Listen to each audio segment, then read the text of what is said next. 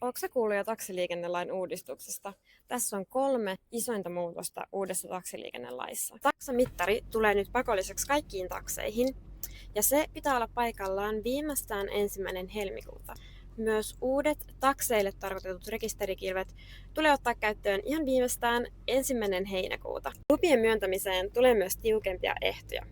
Aiemmin taksinkuljettajan ajoluvan saamisen on saattanut estää ainoastaan vakavat liikenne-, väkivalta- tai huumausainerikokset. Jatkossa myös muut rikokset, kuten jotkin talousrikokset, saattaa estää taksinkuljettajan ajoluvan saamisen. Koulutukseen tulee isoja muutoksia.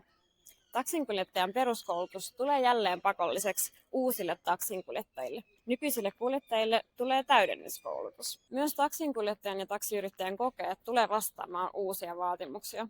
Ja myös koulutusorganisaatioita valvotaan jatkossa entistä tarkemmin. Syyskuusta alkaen sä voit suorittaa myös Akkadilla uusien vaatimusten mukaiset koulutukset. Seuraa meitä somessa, niin sä saat heti tiedon, kun ilmoittautuminen aukeaa.